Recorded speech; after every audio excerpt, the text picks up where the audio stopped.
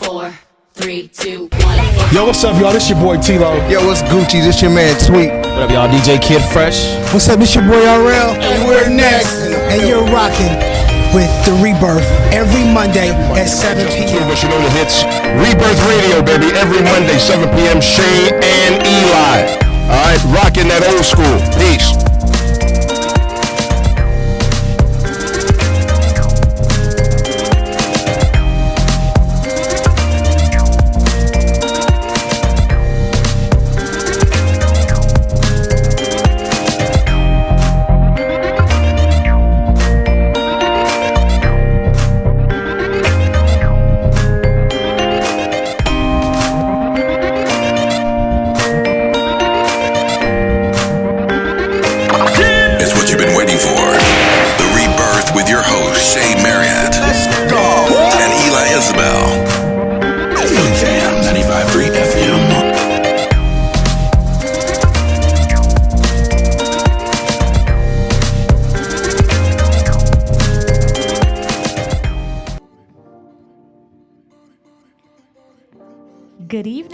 Good evening. Welcome to the Rebirth on Philly Jams 95.3 FM. Happy Monday. Thank you for tuning in. I'm your host, Shea Marriott.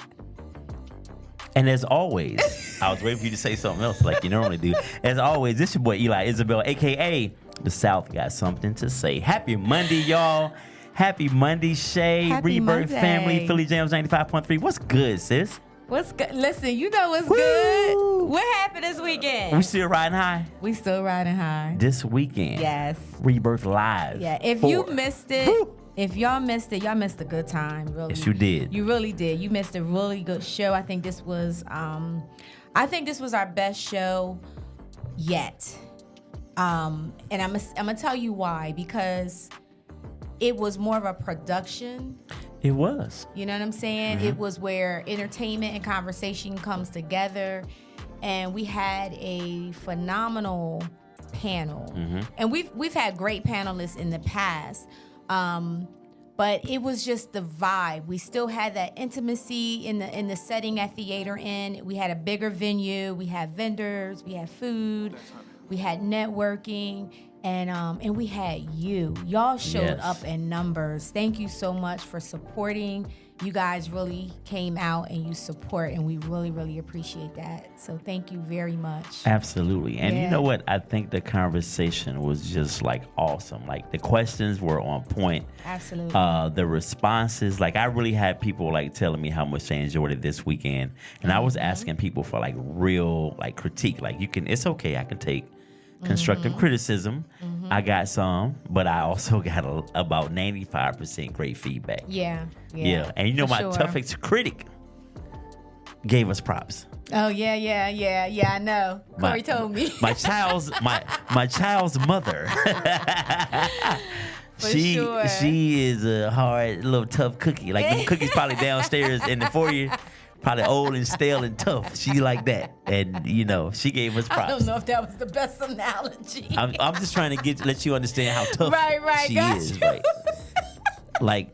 you. Old steak tough. Oh, my goodness. Yeah, it was a great time. And I want all feedback because that helps us make it better, right? So the one thing I've been hearing, when is the next one? Ooh, child, it's Monday. It's Monday. There will be another one for sure. But we are going to, just take a breather, and we'll start working on that probably in December as to when the next one will come. It will be in 2024, but we have not set a date, but it will be coming. So to set you guys off right, those that missed the show, listen, let me show you how the show opened, first of all. Mr. The South got something to say. He did his thing. Check it out.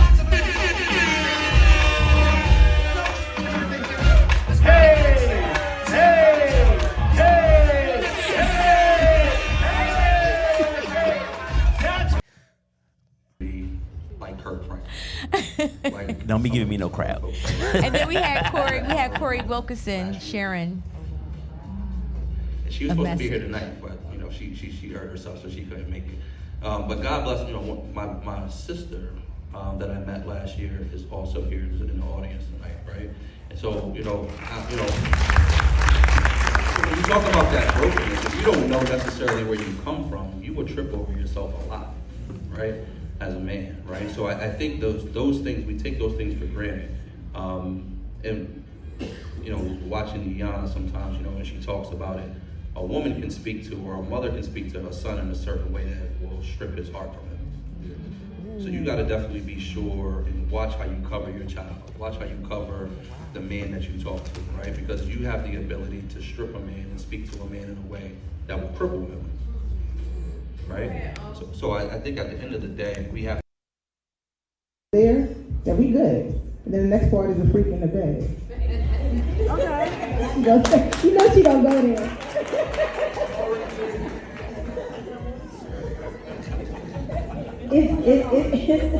It's definitely a given for me that he definitely has to have a relationship with God. But also he needs. I want to be wanted. I want to be wanted. Like wanted, desired, yes. All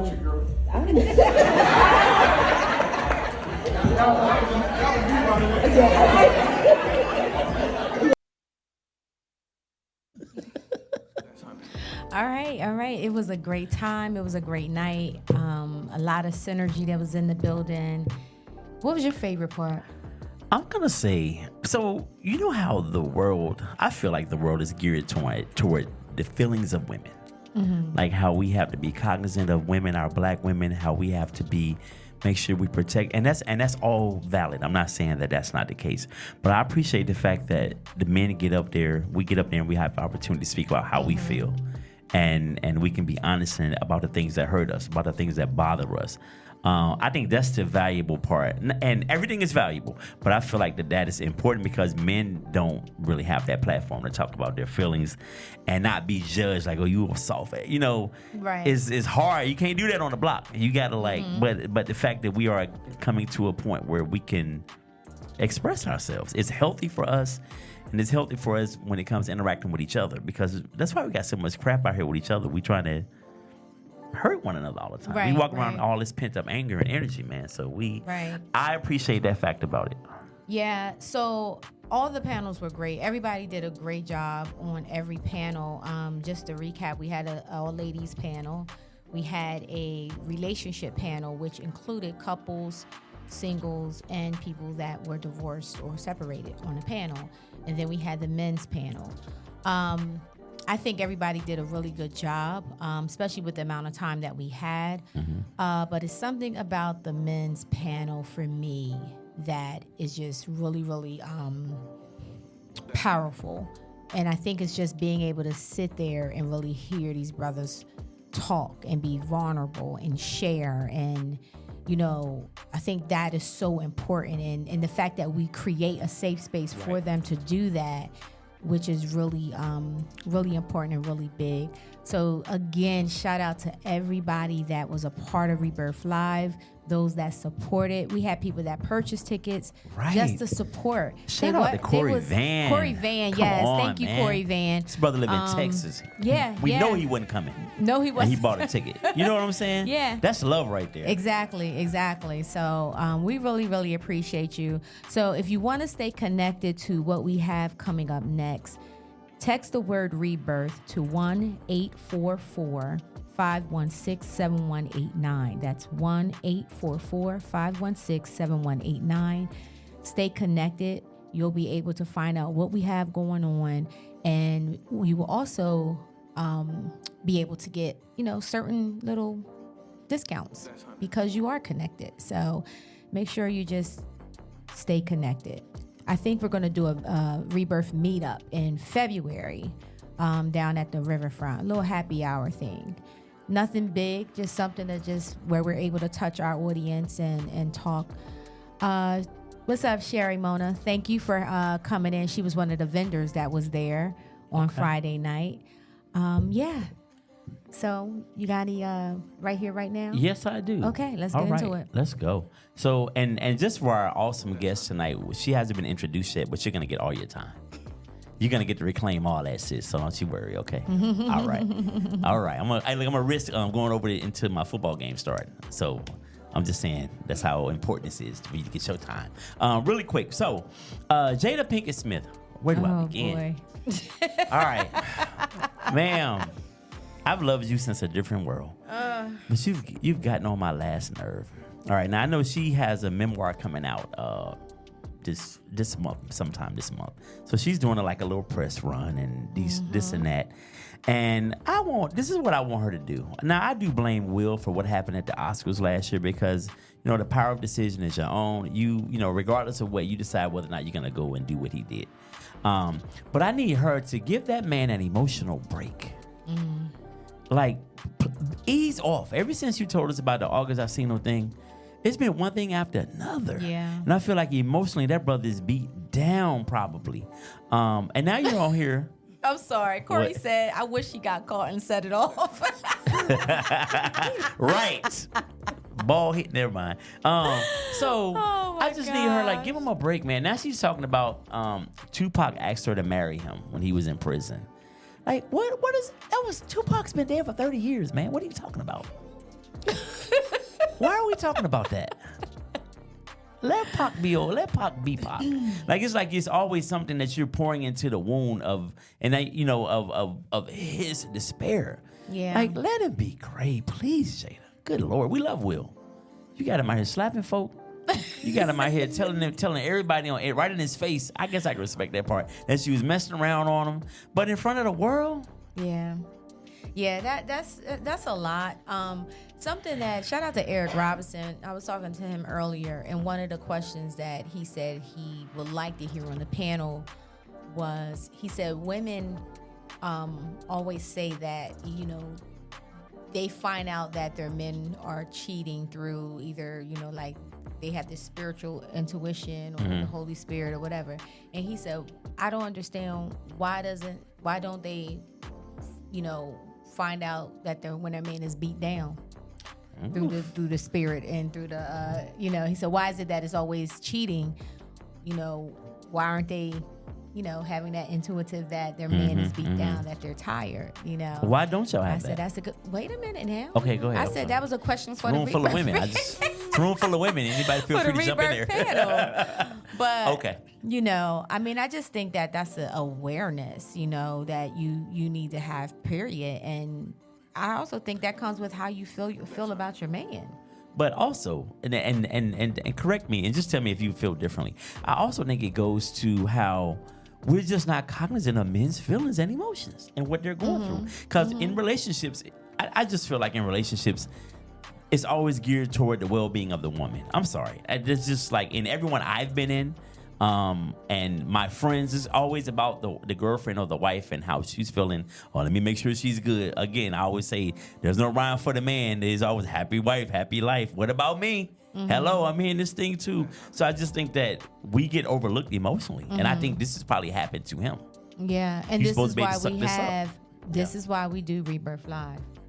This is why. Have you noticed that? Because I try to put. I make sure there's a platform for men to speak. Right, absolutely. So that's important. But yeah, we keep them in our prayers. But I don't know what Jada's doing. I think Jada's going through something her own self. That's I don't know. I'm definitely not praying for Jada. Oh Say my prayer. God, Lord have mercy. I might say something with Will. I ain't saying nothing for her. She seems to be okay. All right, let's get into our Black History fact real quick, and then we're going to introduce our awesome guest. Theodore Sedgwick Wright, a prominent clergyman, anti-slavery leader, and reformer, was thought to have been born in New Jersey, your place, in 1797. Don't ask me if I know. He attended the, well, I didn't give the town. I know you don't know all the towns in New Jersey, even though you say you're from Jersey. He attended the New York. Can I get through my thing? Can I get through my thing right now?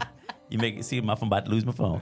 He attended the New York African Free School with the help of Governor DeWitt Clinton and Arthur Tappan and others. He enrolled in the Princeton Theological Seminary in 1828, and he became the first Black graduate and simultaneously the first African-American graduate from any American college or university.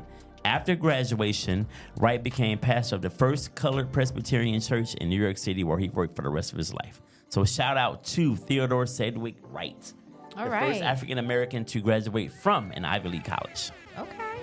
Show him some love. You be getting some good ones. I mean, I do what I can. Yeah. I ain't gonna call my church the first color Presbyterian though. Why we just can't be Presbyterian? Why we gotta say color? We ain't nothing but us up in there. Oh, Lord. Again, welcome to the Rebirth on Philly Jams 95.3 FM. We have a great show for you tonight, guys. Listen, if you need some information, some advice about money, what you're doing with your money, tune in. Matter of fact, call a friend. Tell them to tune in because this information is priceless. Okay? So I'm going to give y'all a couple seconds to call a friend, share this live with somebody because we're about to get down into some finances. We have Miss Ashle Latney from Rheal Urban is in the building. She is the co-founder and money mindset coach. Give it up for Ashle Latney. Thank you. Hey, how are Welcome you? to the show. Welcome to the show. Feel like you've been here for a long time. I know. It's been an awesome experience. I love it. I love seeing how you guys all operate and work. So Well, thank you for having me. You are welcome, Ashley. Let's get into it. Can you give us your background and what is Rheal Urban and all of that? So Rheal Urban is really about giving and teaching financial education within the inner city and urban communities. We know that a lot of times in urban communities, we don't discuss finances, right? Because we have this taboo and this apprehension of discussing this. I feel like it kind of came back from where you were just speaking about the first colored gentleman who graduated from an Ivy League school. I think it goes back. It's a mentality and a shift.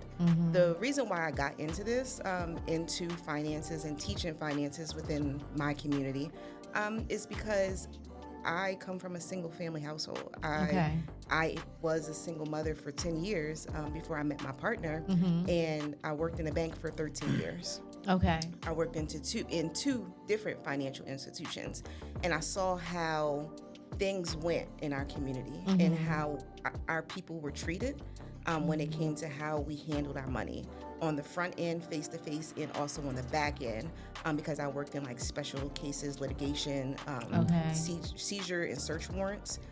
So in one of the biggest banks in the world. Wow. So seeing this and seeing how a lot of times it was people of color who were affected by some of the predatory lending, I wanted to teach them ways to avoid the fees and all of the other stuff that happens. I was recently just teaching a class to children at a high school, and we went over how much banks really make in just fees, and it's over $385 billion a year. Wow. Yeah, $385 billion a year That's in just insane. fees. Yeah, it is. So we have to do something different. We have to change something, and it starts with us. It starts within our house, and it starts within our community. And a lot of those fees we don't even know about, huh? We're just getting taxed every month and don't even realize it. And that is because a lot of times we don't even look at our accounts. We don't look at our statements because now we have apps. And so it's easy for us to just scroll. Yeah. But we're not really looking at our statements and seeing what's coming out. So a lot of times we're being charged for fees, subscription fees that we don't even know is coming out, which if we did, we would save a lot of money. Yeah. A lot of money.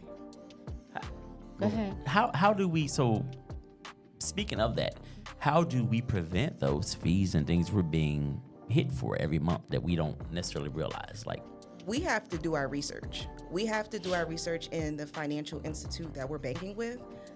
It's not just the big ones that we think. We have to look into like our smaller credit unions, the local banks, so that we can see what is working, what we need, if we meet certain criteria for a certain account, if we don't meet certain criteria for certain accounts.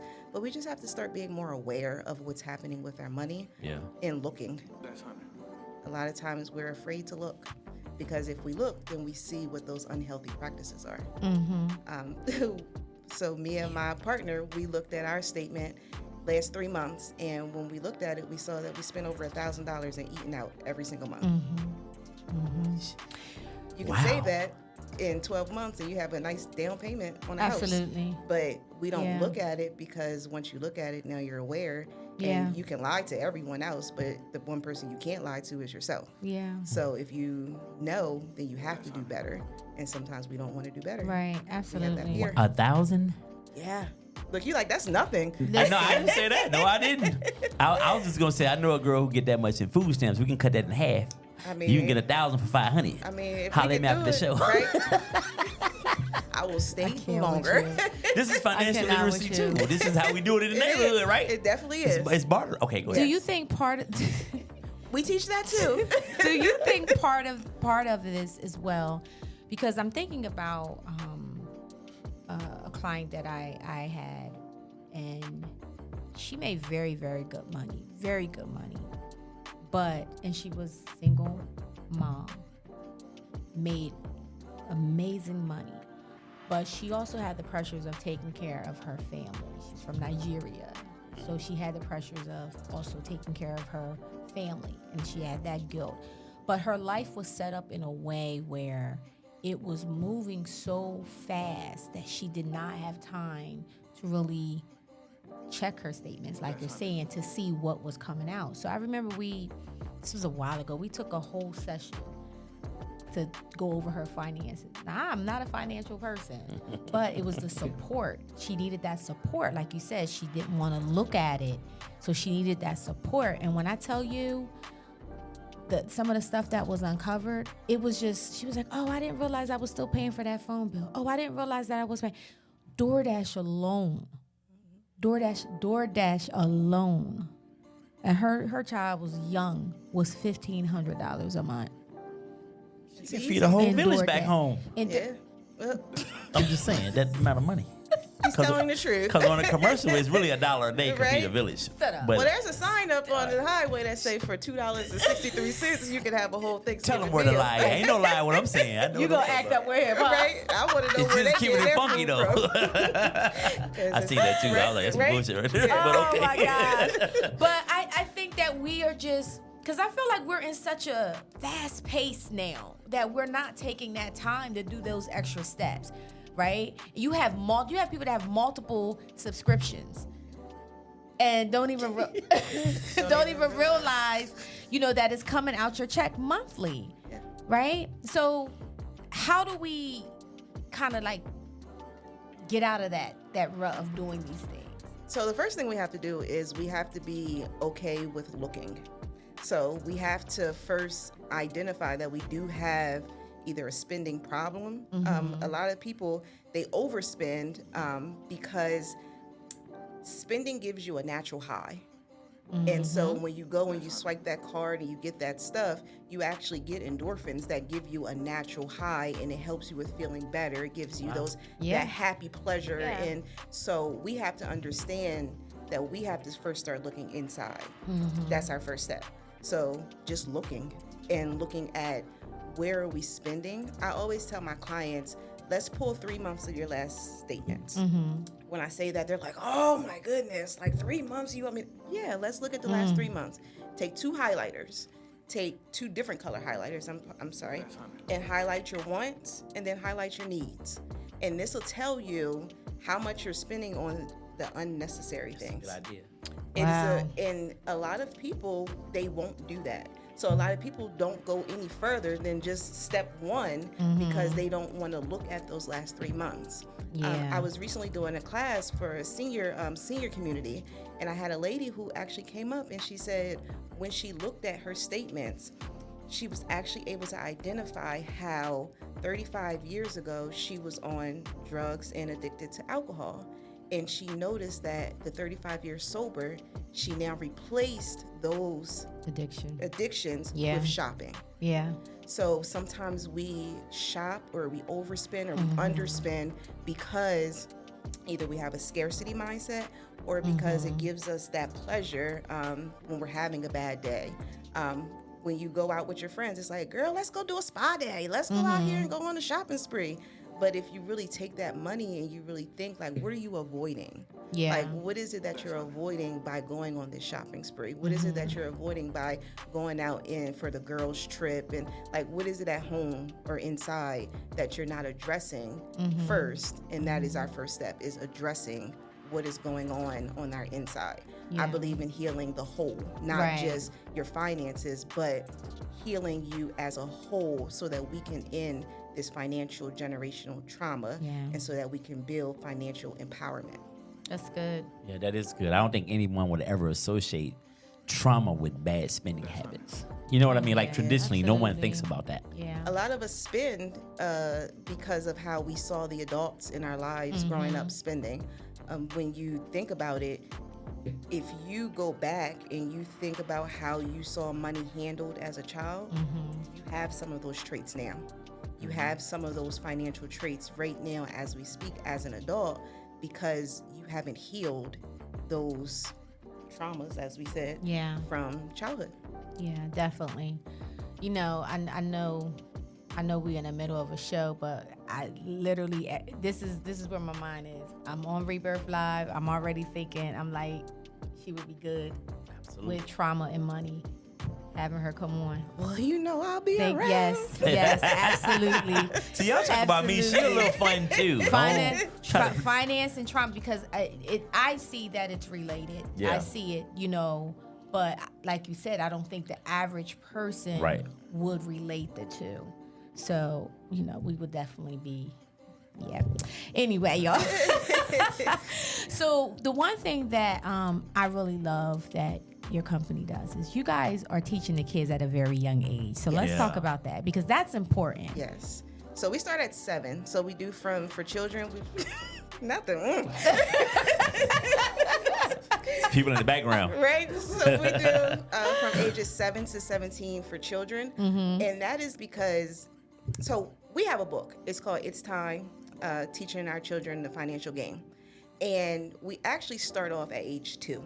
So when your child can start to talk, this is when you should start to teach financial lessons. It doesn't have to be like, this is interest and this is a high yield savings, or you can start by putting the laundry taking the laundry out of the dryer, and you get a quarter. Or let's separate the pennies, or let's separate the colors of money. Let's separate the brown coins from the silver coins, or the size. Or so you start incorporating financial conversations at a young age, because we don't want our children to grow up and not have any type of conversations geared towards money. Right. As an adult, I know that I didn't have conversations with money in my childhood. And I learned all of my financial lessons through real life experiences. Right. As a parent, you do not want your child to learn that way. So we start early, because our children know more than what we give them credit for. They know a lot. When I go into these classes and I teach these children, they know a lot about money. They know a lot about your money. They do. They pay attention to everything. They hear everything. They pick up on everything. And it's like, so, Mom, Dad, you said that you didn't have the money, but you have a new pair of shoes. Why? So they start to question you, and they're asking, but they're asking these questions because they're trying to understand. Our children are always asking why. So we don't like to explain that, because then it makes us address our spending habits. Why do we have 200 pair of shoes? You only have 2 feet. Right. So I feel like you took that, like, you said closet full, huh? I got a couple pair. But we want to start having these conversations with our children at a young age, so that they don't grow up not knowing how to have financial talks, and so they feel comfortable with financial discussions. Do you think so? Like I said, I grew up without a lot of money in my household. My mom was a single mom also. I think in our case, we didn't have those talks because there was really no money to talk about. So I think that also, and then me witnessing being very little money, at least until like maybe about the 7th, 8th grade, there was very little money. There was nothing for somebody to pass on to me. And I remember always hearing, when there was a conversation about something, this was a thing I always heard, and I've said this before. Well, when you get older, you make sure you keep your credit straight.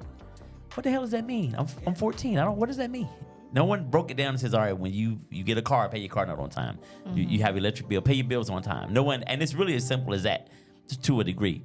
But I just think we missed the mark sometimes. I mean, I know our parents only know what they know to give to us, but still, we really missed the mark in so many ways. So I think it's dope that you are starting so early. We need that. Absolutely. Yeah. A lot of times in other communities, they actually have financial conversations as a whole family.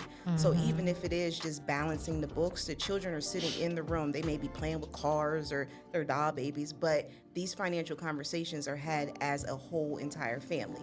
Even if you don't have money, you can still have financial conversations. You can say, hey, I pay Delmarva every single month. This is how we pay Delmarva. Let me show you. This is how much the electric bill costs. This is how much the car does cost.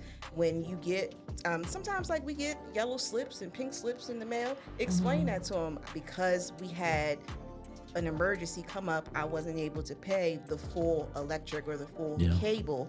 So this is what happens when you don't do that. Even when you don't have money, you can still teach your children valuable financial lessons so that they can avoid some of those hardships, those financial hardships that you've had and that you've experienced. Absolutely. That's what this is all about. This is all about making sure that your children never have to experience some of those things that you went through, so that you teach them. Even if it's embarrassing for you, these are your children. Absolutely. Like, I mean, what's the worst that can happen? They learn from you. That is a good thing. Money or no money, we should be talking. I never forget when when my sons found out that I paid the trash man to come get the trash. They like the lost it. It was like, what? You gotta pay people to come get the trash? I'm like, yeah.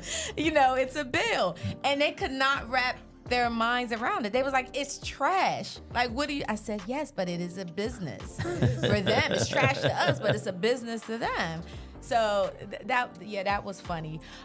So you brought something up. I think too in our community that we also have the mindset of I'm gonna pay on this. Put some on it. Put a little something over here. I grew up listening, hearing that. Right. And it's not necessarily, I mean, some cases because you don't have it, but a lot of cases is you do have it, but you just don't want to pay that whole bill. You're going to pay on, and then you're going to go and you're going to use it on something else. People fear auto pay. Right.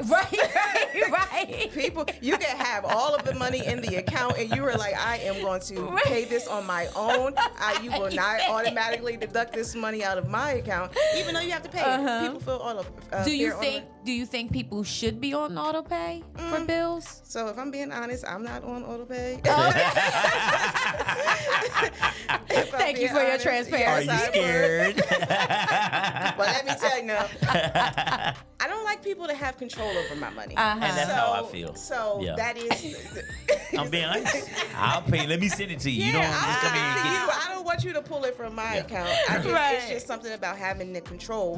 But I also have a designated day when I go in and make sure that I pay all of my bills. Right. And it's not like I'm trying to rob Peter to pay Paul. Right. Been there, done that, got the picture, all of that. I don't want to go back there. So I make sure I pay my bills on time. But like you said, a lot of people, they put something on it. Right. And the reason why they're just putting something on it is because they have these fun things that they want to do. And they can't do the fun things and pay the bill in full. So you shortchange the bill to go have fun, but not understanding and knowing that now you're not really doing what you need to do, and now you're falling further and further and behind, and then those are those fees that come up. So now you're getting fees and you're paying extra interest and all kinds of stuff, interest because you decided to use your bill money for fun money. But if you learn how to manage your money, you can have fun and pay your bills. Absolutely. You know what? Because I did grow up with the hearing to put some on it, you know, enough to keep the lights on or whatever you have to do. And I had that mindset. Even when I got to a point where I didn't have to just put something on it, I would still be. And my wife like, no, just pay the damn bill. Like, you're fine. We can pay the entire bill. And I used to, and I fought against that for a long time. And then she just started paying the bills because I was like, no, we're gonna just give them half. Yeah. But we don't have to give them half. But I was so into that mindset from my family and growing up and then being a single dude and then college. Once I found out you just give them a little something and to stay on, I was like, oh, hell yeah. That yellow envelope didn't scare me no more. From what was the electric company He called? was like, "Oh, we still got a couple more Hey, days." we got a couple more days. Come. Yeah, the yellow come. You get a little Now that sip when you pink don't come. know. When the pink come, that's it. It's It's about to get dark. It's about Go to get get the dark. candles and lights. Connective. Where the The flashlights. connective days. That's when I feel like the yellow envelopes will be coming and the pink. Oh my gosh. But that's real life because we all understand. Yeah. We all Yeah. understand the envelope system when it Yeah, comes absolutely. to paying our It's bills. hilarious too. But this is Absolutely. something that we deal with on an everyday basis, and people deal with this on an everyday basis on Yeah. how they mismanage their money. Yeah. So one of the tips that you have for our viewers, you said identify your limiting beliefs. Learn to recognize and challenge limiting beliefs such as I'm broke Yeah. or I don't deserve wealth. Yeah. Talk a little bit about that. So, our limiting beliefs, when you say I'm broke, you are really putting that out in the universe. Right. You're telling the universe, well, that person doesn't need money. You should always speak it into existence what you want. Every time when we eat dinner, I say a prayer. I always say, well, thank you for giving me a $20,000 month income. Hey man, let me Right? put that Amen. in. You gotta be, Start you saying that got, too. you gotta be Say that. specific. You have to be I'm specific. going 25, Lord. There you go. I'll go up 5 You gotta grand. start saying it, but you have to do. You can't just Right. say it and then think that it's going to happen. No, you have Yeah. to go out and you have to do the work. But a Yes. lot of times with our limiting beliefs, we think that it's just supposed to come to us easily. Yeah. And we think that, you know, if we just say it or we do a little bit, that we're going to get it. But no, it's hard work. It's hard work to heal. It's hard work to overcome. We didn't get here overnight. So you should never expect to get to your next destination just overnight. Yeah. One thing that I practice, one thing that I preach and I teach is manifestation. You have Yes. to manifest. Yes. And if you are saying negative words, and if you saying you have negative thoughts, then that's what's going to manifest. When you think about it, like your illness, if you have a sickness. So some people know, some people don't know. In 2018, I was diagnosed with multiple sclerosis. Now, when I first was diagnosed with multiple sclerosis, all I looked at was negative Facebook stuff. Yeah. And I noticed that I was in a deep depression because that's all I saw. But when I decided to start looking at more positive things, my life got better. My healing got better. Wow. I stopped getting more lesions. I haven't been in the hospital. So it's all about what you put out there. Yeah. If you believe that you're broke, Then you're gonna be you're broke. going to be broke. Yeah. If you believe that you can't have wealth and you're not going to manifest wealth, then that's what's going to happen. So you have to identify what are the things that you're saying to yourself. We're in our minds 24/7, 365 days. There's nobody else in there with us, just us. If you talk negative to yourself, that's what you get out. If you talk positive to yourself, that's what you'll get out. From childhood, a lot of us think of and think about the negative things. We think of the things that hurt or hindered us Right. or impacted us in a negative way. But when you really think about it, we had a lot more positive encounters than we did negative. But our brain is automatically wired to think about the negative. So we have to do that Absolutely. shift. And that's crazy. It is. And that's true. therapy right Yeah. there, Yes, right? that's true. That's what we, that's therapy. It is official, y'all. She will be on the next Rebirth Live, and it will be called Healing Financial We Trauma. just put your chair on the stage. Right? You don't even know it. Well, thank you. I'll be there. Just send me the time and the date. We have a question we for have some you. questions. Okay. All right, so Sherry Monet Starling Morris. Is it a good idea if you can afford to pay all your monthly household bills, such as gas, phone, etc., at the beginning of the year based on the previous year's expenses? Oh, okay. She got money. Right? You gonna pay it ahead of time for the bill come? I love it. All right. So how you pay your bills is really on you. I just say make sure you pay them on time. But if you feel like if you pay a year in advance and you'll be able to save that money, I would say do it. Like it's nothing like having that freedom and that knowledge to know, like at least for the next 12 months, I don't have to pay something, and I can keep all the money that I earn. So yeah, if you want to do it, I pay them. Wow. Yeah, Damn. Sherry, where you work at? Right? Because I might need to come on over and fill I want out to an pay all my application. bills January 1st too, for the year. Now, I will suggest that if you have credit cards, making sure that you pay more than the minimum payment on the credit card, and that goes for anybody. Yeah. Making sure that you do the minimum, because if you just do the minimum, you're just paying interest, and that's all you're paying. And you'll be paying a $100 credit card if you just pay $25 for like 3 years. Yeah. Don't do that. Yeah. So, but yeah, pay them. Pay the bills. So, we have a lot of, right now the big conversation is the student loans, right? Student loans and all of that. But right now, kids that are in college that had to take out loans, right? And I know some of that financial money is now like whatever they didn't use, that money is coming back. What would your Take your time. Take your time. What advice? Sometimes she gotta be burped, then she talks about it. You ready? All right, go ahead. Like a rewind.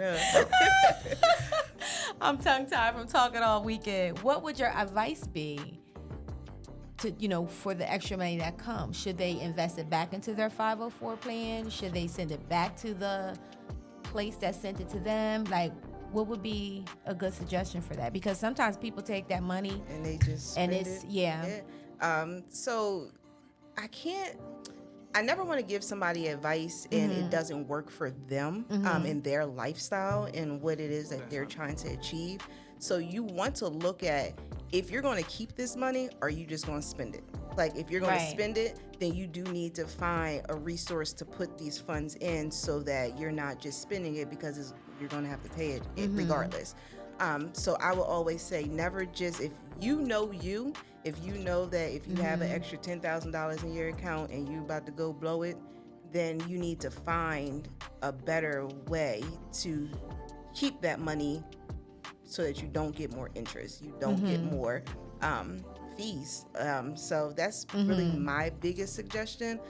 Like I said, because I can't tell someone how to allocate their funds, I would say if you have $100,000 in debt and college debt and you have a 10th and they give you $10,000 back, you should pay it. Like, you should put a little something on it. Like, you should put something on that. Because you don't want to keep getting, you don't want to pay this for the next 40 years. Right. Yeah. And that's what'll happen. Like, the student loans, they're not going nowhere. They can tell you can defer it and you cannot pay it all you want. Yeah. But it'll be there. It'll still be there, and you'll be in your 50s and 60s still paying for your diploma or your degree. Sorry. And you don't want to do that. So if you get the extra money and you get the money back, I would say definitely make payments and make a significant payment. And don't just. I needed you when I was 19. So then this is why I'm asking. This is why I'm asking this question, because I feel like people don't know what to do with that. They'll take the money, and they're like, okay, so what do I do with this money? So okay, you can take the money and you can put it back into the loan. So you can put it back into the loan. You can put it into like your checking account and then just make monthly payments. The reason why I'm saying make sure that you don't spend more is because you'll start dipping and you'll start dabbing into that money that you get, and now you're out of the funds that they've given you back. Right. But you still have this bill. Exactly. So I never want people to have bills. I don't want us to have bills. I want us to be able to pay this off. I don't want you to be paying, for a degree for 70, 60, 50, 40, 30 years. So if you get money, pay it, especially if you owe it. And that's the thing that a lot of people, you still owe it. So if you owe it, then pay it. I know it's a pretty prize, but you know what I think? I think that when we're young and we're in school, we think we're gonna get this great job off the top, and we're gonna be able to afford to pay that back. That was, I think that was my mindset. Like, I knew, because at 19, you give me $3,000 back at the end of the semester, I'm spending, I'm blowing it. I'm at the mall. It's Jordan's for everybody. Yeah. Not everybody. Well, not everybody, but for me, maybe the homie that wasn't in college, I'm hook him up because he need to feel good about himself too. Okay. But yeah, like, I just think that maybe it should be like, there shouldn't be no refund check. It should just go straight to it. Just go straight back to the loan, because we're really doing ourselves a disservice when you think about it. Because we're definitely tempted. You will definitely be tempted to spend. I need a new car. I need some new clothes. I want to go on vacation. I've been going to Miami. I'm ready. So if you're not going to use Five, it to four, benefit and 3, 2, 1. Yo, what's up, y'all? This your boy. what you need to do, then yeah. But so, and I'll move off the student loan thing again, but because I know personally a couple people that this is happening right now, and they're trying to figure out what should we do with this money. You know what I'm saying? So this is why I'm kind of asking. We talked about putting it back into the loan, but they can also hold on to the money and use it for the next year, right? So with that being said, I'm thinking in my mind it should be put in some type of account where they can grow, they can earn money, interest, and that wouldn't be a regular savings account. That would be something that's a little bit different than that. Yes, because right? if you put it in a regular savings account, you probably earn about 10 cents the year. Yeah. The year, not a month, the year. Yeah. So you always want to make sure that you find the investment that is going to give you a nice return. Mm-hmm. Whether it be a CD, because right now they have CDs for some really good rates. So that's a good idea. So if you put it into a CD, maybe you can put it in there for a little bit, earn some money off of it. It may not be a lot, but it'll be more than that 0.001% that you get in the savings. That's real. That's real life. Yeah. And you can put $10,000 inside of a savings account, and you'll get not even $100 at the end of the year for how much interest you earn. So you want to make sure that you're looking to, if you are going to take that money and allocate it into another account, you do want to make sure that you are gaining and earning interest off of it so that at least you can make some money off of the money. Okay. I know that's right. Okay. One of the other tips you had was overcome fear of success and failure. Address the fear of success and fear of failure that often influence financial decisions. Develop strategies to navigate these fears and take empowered actions. We just actually talked about that. Yeah. The ticket. So the person who was paying for their family in Nigeria. So that is a ticket. So you have money, and a lot of people don't want money because they know that now other people will rely on them. They're asking them, hey, can I borrow $500? Hey, it's called the black tax. I have a mentor who talks all about it. It's called the black tax. And if you now have this money, are more and more people going to be coming after you? Right. There was a man who won the lottery and he wore a mask so his family wouldn't know that he won the lottery. Like he's like, I'm broke. I don't have no money. Because you'll get asked if people know that you are financially stable. Now, on the flip side, if you don't have money and you now have that fear of success, or you have that fear, it'll stop you from doing a lot of things that you want to do and achieving a lot of the goals that you have for yourself. Yeah. So you have to have a healthy balance in knowing that you can say no. No is a complete sentence. Yeah. Like, no. You can tell somebody, if somebody say, can I borrow? You cannot. My father says if anybody calls him and they start this conversation off with "can I," he hangs up on them. Click. Can I mow your lawn? I don't know. Maybe. But he says a lot of times it's family, and when they start "can I," he just hangs up because it's just easier to hang up and. I'll call you back in 2 weeks. And see, I think Steve Harvey made a joke about that. It was like, somebody call you, let them leave a message. They got an emergency, call them back in 2 weeks to see if they still have that emergency. Yeah, give them time to figure it out. And a lot of times people will come to you, especially if they know that you have the funds. Right. They'll come to you before even trying to figure it out. And now you become a crutch. And you don't want to become a crutch because now you start to resent the money that you've earned.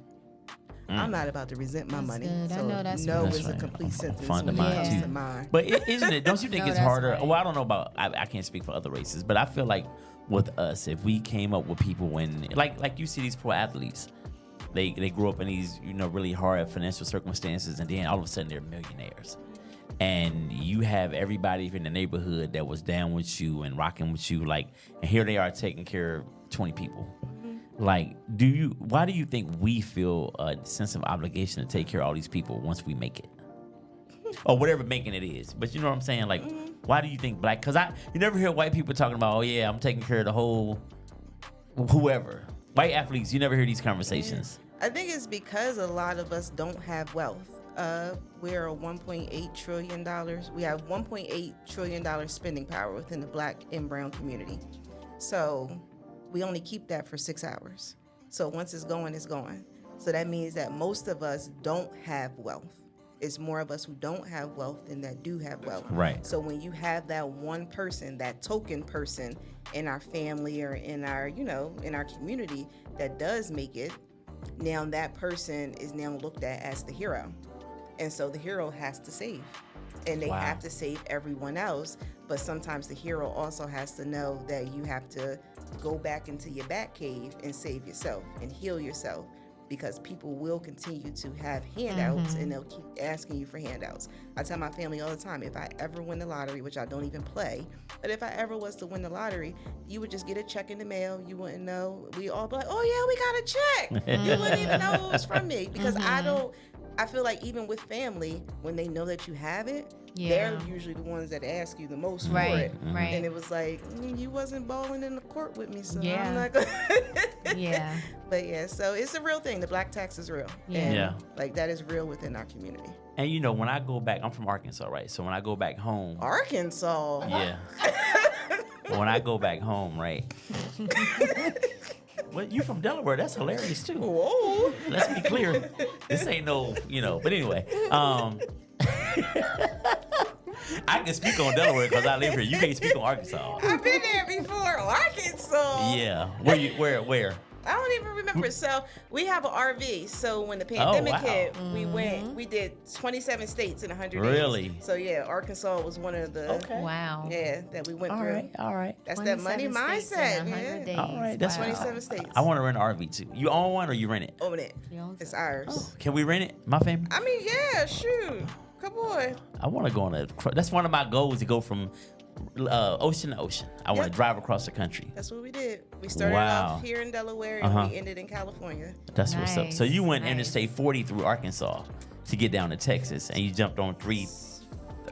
I think it was when we came You jumped on back. 35 South to go to Dallas. I think when we came back, we came down. So when we went up because I wanted to go to Montana. So since I was 13, I wanted to go to Lake Flathead in Montana. Was that Highway 66? Did you take that anywhere? Yeah, so we did do 66. Yeah. Take you across. Yes, Yeah. it takes you across. Yep. All right. Anyway, sorry. That's What was I about to say about? Oh, Arkansas. so when I go home, right? Like parts of my family, I think they think that the Isabels who live here, like my sister, she's passed on, but they think we have money because the cost of living is way different down there, and it's just different. And so that whole thing about I don't think they necessarily need the money, but just because you here, and I believe he has it, I'm gonna ask him. Is that part of the black tax? Yes, that that's would why be like- sometimes people don't go back home. You live in a 4-bedroom house with a garage. Your mortgage is $400. You asking me for money? I'm traveling. Like, Maybe I should go to Arkansas. if you got some money, you can make it work. You can make it work. Only reason I'm not gonna move back down there when I retire is because I love them all, but I gotta it'd be too much. Okay. But yeah, it's just like I think they just ask you for money because they figure you got it. Oh, you flew down here and rented a car? I mean, like very easily impressed. Like he got some money. Like Yeah. I saved to do this. I didn't just be like, all right, tomorrow we're gonna go. We're gonna fly down there and do this and pay $1,500 with ticket and then rent a car. And that's sometimes because people, when you do go back home, they're still there. They're still in the daily life. Yeah. For you, it's like you're on vacation. I Not am on really, vacation. not really seeing that, when I'm home, I'm working. Like I go to work every single day and I'm making this work. I have children, I have bills. My bills are stuff. more than yours because Yeah. I don't live down here. Yep. But they don't, some people They don't don't hear that. see that. Two things.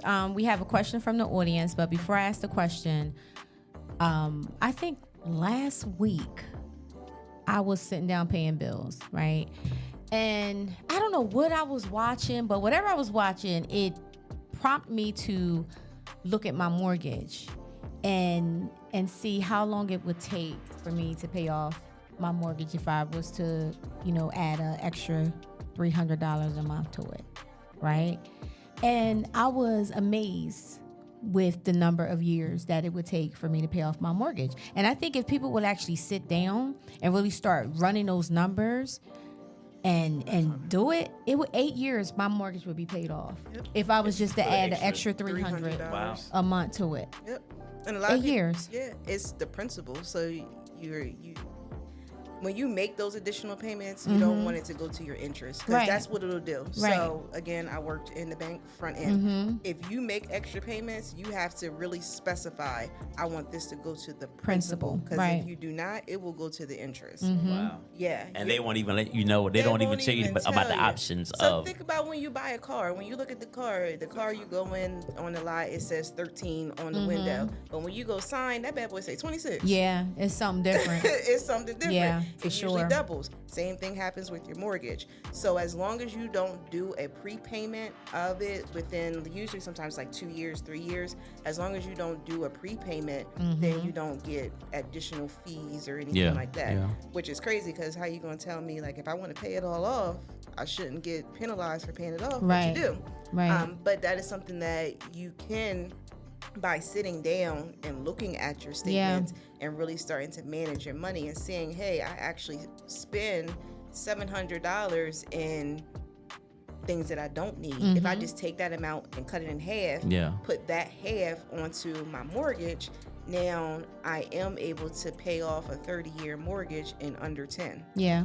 They don't tell you that. Yep. They don't teach you that. They don't show you Absolutely. that. And because we're not, like when we go in, I used to have people come in a lot of times in the bank and sign their mortgages.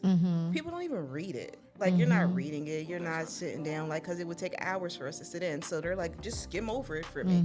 But as a bank employee, I'm not going to tell you everything because that goes against what we're supposed to do. Right, right. So if we know that, hey, after 3 years, if I go ahead and pay this off, I can do this by just putting the extra $300, $400, maybe $500.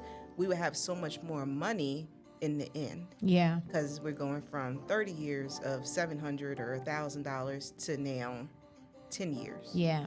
Yeah. Isn't that a low key form of predatory lending by not giving people all of that information? It's not low key. It is not low key. It's loud and clear. It is loud and clear. Yes, Okay. it's predatory lending. Damn. And that's why I don't work for the banks anymore. Yeah. Yeah. So they ain't no better than the check cashing place, that the payday loan place, huh? No. Sometimes, in some instances. Some instances, but in the same aspect, like even with, at least with the payday loan people, they tell you you're gonna pay 300% on the money up front. Like That's with desperation. When you, I've been there. Been there, done that, Still got signing. a picture, right? Desperation. Yeah. Yeah, so it's like they tell you up front, at least with the payday lending. With your mortgage and with the bank, that's the small Yeah. fine print. I was at about to say, the bottom. print that I That's definitely page can't read now. 32 out of 57. My Like eyes ain't everybody even who built not like reading that no You wasn't more. reading it then, but you damn sure I can't read it on darn purpose. sure can't read it now with readers. Yeah, so this is definitely predatory Yeah. lending. It happens, Yeah. and it happens more within our community than any other community. I'm not saying it doesn't happen in other Yeah. communities, but redlining, predatory lending, all of that is still in existence. No matter what they say, civil rights act, Yeah. no, it Yeah. still happens. I every got single day. $500 from a payday loan place, and I paid them back almost $1.2 million. over 3 years, huh? It tore me down. When I got done, I was like, where'd I get all that money from? For $500, I paid $1.2 million. Don't do it, people. Not do it. One of our questions from the audience, they want to know, would it be smart to start investing? Yes. So one of And the, what's some good investments? Because I'm looking for something. One of the things that I always tell people when you invest in items and companies that you use on a daily basis. So everybody bathes every day. What kind of soap do you use? You use Dove, you use Dial. So don't just look at Dove as just a soap. Think of Dove as the company. investment. When the pandemic hit, I invested in Kimberly Clark. is that the one who makes the toilet paper Yep. and all of that? So I invested in toilet paper. Okay. So you have to think about what are the things that, and not just toilet paper, but the whole company, because they make toilet paper, they make wipes, they do all kinds of different things. They Stuff do that we will need forever. forever. So you want to invest in things that you use on a daily basis. As someone, I'm not, and I'll say this, let me let me get closer. I'm not giving tax advice. I'm not giving investment advice. What I'm telling you is this is educational. Yeah. But for me and for my family, what we do is we invest in things that we use. My son has a PlayStation, so we're going to invest in Sony. We have like these are things that you have to look Yeah. at. He's 17, so I have a 17-year-old, and he uses my Robinhood, but he invests in his own stocks. He does his own trading because I want him to see how you can take $10, $20, $30, and yeah, you may only get $3 back, but you're getting $3 every single month because of compound interest. So we always want to make sure that when we're investing in any company, invest in things that, number one, you believe in, because you can be investing in some stuff and you be like, oh wait, they worshiping the devil, and Right. so wait a minute, Right. but you also want to make sure that you invest in things that you use, That you're using. because if you use it, there's what, 200, 300 million people here in the U.S. Like they'll also be using it too. Yeah. So you always want to make sure that you're investing in things that you believe in, but also invest in things that you use. So you're saying don't invest in a Masterpiece cereal, because I don't see a lot of people eating those. I Did he say Masterpiece? So Master I P would got a invest in cereal. Master P So the Snoop because Dogg, don't he? Snoop Dogg Yeah, got one well, too? it's under Master P. I cannot. So Master P is a smart businessman. He's a very He smart is. He man. is a very smart He businessman. is. So I would not say not to invest in what he does, because sometimes people see the future. But he's also a brother, so why Yeah. not invest into his stock, into his into him, because that is only helping with Right. helping another Keeping the wealth in our community. Yeah. Absolutely. 1.8 trillion. We got to keep it Yeah. somewhere. Okay. All right. So the last couple of points you made was develop healthy money habits, envision your financial success, and make sure you have a supportive environment around you. And then the last one is taking action. So if people want to learn more about how to get on the right track and would like to work with you, what does that look like? How can they reach out to you? What would be the steps to be able to, learn healthy habits when dealing with their finances? Okay, so we have a website, Rheal Urban. So it's RHEAL urban.com. So you can go on there. You can reach out to me there. I get that personally. But the steps, we have different ways. So you can we have in person. We also have online. We have workbooks. We have different resources. Because I understand everyone may not fit into one small category. So that's us. We have things available for every financial, whatever you have. I'm trying to think of the word that I was trying to think of. But we have something for everyone. Yeah. We have different resources. We have different tools. And I'm always available to be able to answer questions, to have these conversations and kind of like point you in the right direction. Even if you don't become a customer or a client, I'm always willing to give a little bit of advice. I'll talk to you for 15 minutes, but after the 15 minutes, I'm going to charge you. Right. I know that's right. But because a lot of the questions that I get asked do come from people who look like me and who I identify with, Yeah. I always try to make sure that I give them at least a little bit just to speak with me, because sometimes I'm the only one that they're talking to. We don't have these financial conversations in our circles usually. It's usually my money is a secret. But we have to learn how to have these financial conversations. Oh, a question came up. Go ahead. What's your question? A question came up, and it just reminded me, like with our relationship panel, it was one of our questions, but we didn't actually get a chance to answer it because we was running short on time. But couples, should couples have joint accounts? Should they have separate accounts? What is your take on that? Whew. So... Just thought I'd put that out there. Since my spouse is in the room, we should have shared accounts. No, I'm just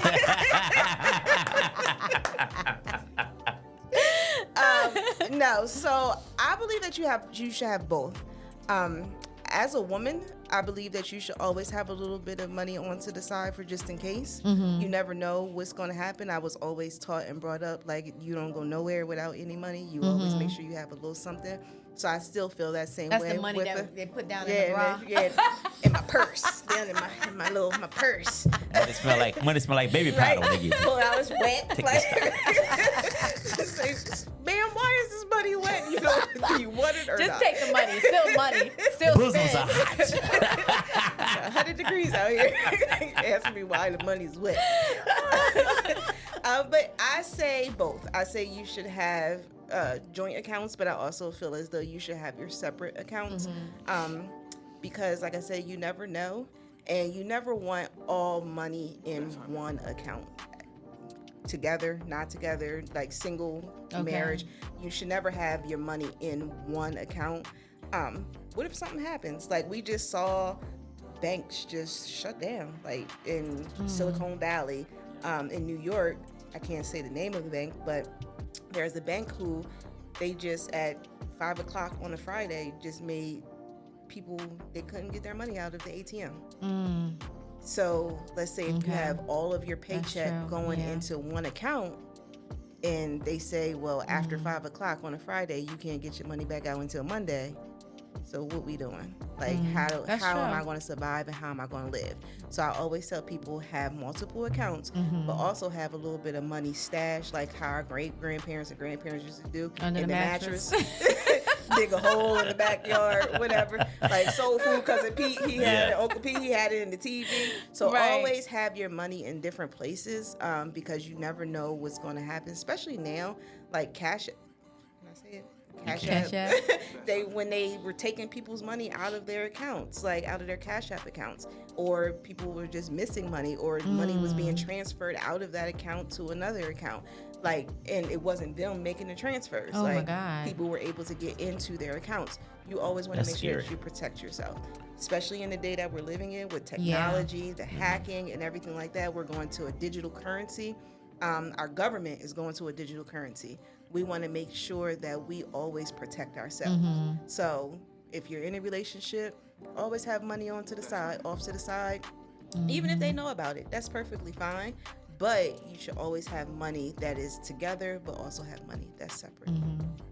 Okay. All right. Thank you for answering that question. Yeah, I have one. I don't know where we at on time, but I asked you this early, but I want to ask you this on the air. So, what is this? Why do you think African Americans, black folk, why do you think that we don't necessarily work with black financial advisors? Like, we'd rather go to someone white or Jewish or because why is the trust level so low? So this, you have to think, this was something that was ingrained into us 1700s, like the having distrust of our people. That was something that's been ingrained in us. So we don't trust our people when it is giving information, especially about money. Like our money, we don't trust anybody, not even them. We don't trust anybody with our money.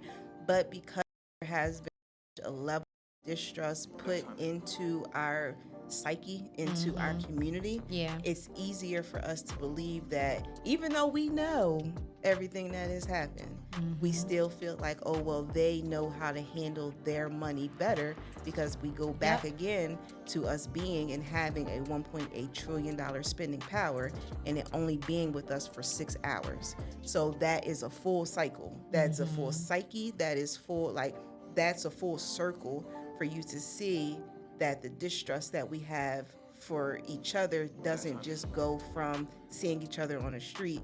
It's deep. It's taught to us, and sometimes it's ingrained in us so deep that we don't even know. So we will trust the other color before we trust us, because this is something that has been ingrained into us. Isn't that something? Wow, that's deep.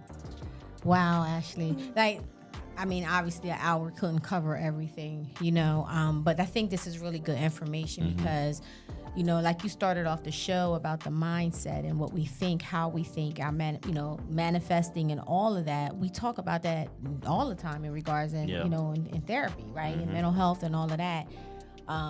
changing your thoughts, your irrational beliefs and stuff that you have about money, speaking negative to yourself, I'm broke, because we'll say that in a minute. Oh, I'm broke. So this is all important information. So if you are in need of a mindset coach, I'm here. And we're also having a 7-day challenge that starts November the 28th. So it's a new money, new mindset. So right for 2024, like we're coming up at the end of the year. We're coming here. So if you go to our page, it's under events, and all the information is there. Okay. All right. Definitely. Yeah, so you have, there's a couple upcoming events you have going on, right? Operation No Cold Coat, Scarf, Hat, and Blanket Donation Drive? Yes, so we're doing our first one will be on November the 17th, I believe it is, where we are doing a food donation drive and a dinner for the community that live in the village of Eastlake, which is in Wilmington. Okay. So we'll be doing a drive canned goods, non-perishables currently right now for that, and then we'll be feeding the residents. It's 70 families that live in this community that we'll be feeding. And then we're also doing coats and hats and scarves for them also. Will this be in there in that little community center? Yes. It's right behind Head Start. Yes. Yeah. It's right there. Yep. We use our parking lot without asking a lot. Okay. Just so you know, when we have events. As long as they're not there, I'm pretty sure. Because I go to the lady, they never answer the door when I'm ringing it. No one's ever in there. Like, how people pay their rent? No one is ever in there. All right, anyway. But yeah, so that's where we'll be. That's the next. So that's where they would donate the coat, scarf, and hat? Yeah, so that's where they can donate everything. It's right there. There's a big bin that's sitting inside of the community center. So you know where it is, right? I know exactly where it is. It's right behind. You can take some stuff for me? Yeah, I can. Definitely. Off of Governor Prince. So, yeah. So when are you feeding the homeless? I mean, when you feeding the village? I'm sorry, the residents.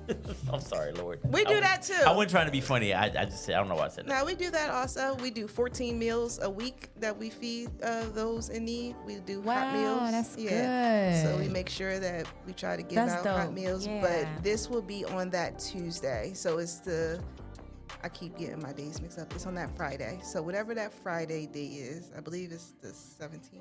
So the 17th Monday is a Monday. 17th. So it's going to be the 14th, that Friday. Is it Yes. Friday before that? Yeah. That's when you're going to actually, what are you doing that Friday? Friday, we'll pass out the boxes. The boxes, Food, but we're also going to be cooking.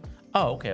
So they're getting meals. We have turkeys that are donated. We have all kind of stuff. Okay. Nice. That is nice. A lot of businesses, like catering businesses, that are going to donate food so that we can feed the 70 families that live there. We should take our children and go over there and let them volunteer. That's something that you should do for your children. You should make them volunteer, make them go out, serve the less fortunate and the homeless.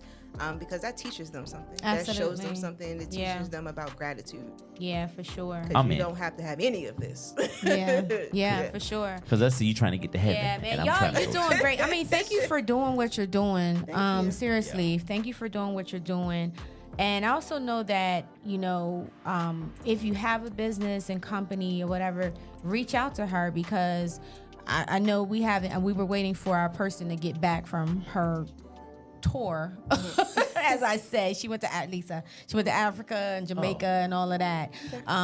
So now she's back, and hopefully we could sit down and really kind of go over everything that you sent for the Center for Child Development. Of course. But if you have a business and all of that, don't think this is just an individual thing. If you have businesses, this is even a better reason to reach out to Rheal Urban, because they're doing some really dope things, and it's important, and we want to make sure that we educate our youth. That's the really cool part. The fact that 7 years old. Yeah. Some adults, I ain't even gonna lie, sometimes it's just they kind of stuck in their ways, right? But the fact that you are able to reach out to children and teach them, things that maybe a lot of us has missed, that's pretty dope to me. So thank you again. Yeah, that is dope.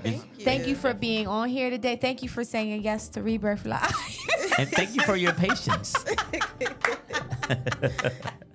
Thank you. I just threw her on the panel. Here go your chair. Absolutely. Go sit down. Have a seat. Absolutely. So make sure you reach out to Rheal Urban and get your finances in order.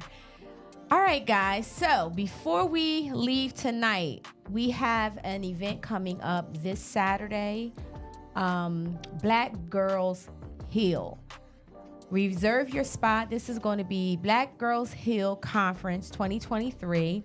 Girls can do anything. It will be at 31 West 31st Street in Wilmington, Delaware. So make sure that you check them out at iamthevillage.org and reserve your spot. They have some phenomenal speakers that are going to be there. And if you have young girls that can benefit from this, definitely take them. I believe it's free for the girls. So make sure that you log on, get more of the information. It's from 9 a.m. to 4:30 p.m. and the doors open at 8:30 a.m. Girls can do anything. Black Girls Heal. iamthevillage.org is where you can get your ticket. Okay, anything else from you? No, thank you. That was very informative. Thank you, Ashley. Thank you. We appreciate you. And thank you, everybody, for tuning in. Shout out to Safansi. I missed you at Rebirth Live. Thank you, Sherry, for tuning in. Shout out to you, Jim Marshall, Thomas Waters. Thank you for tuning in.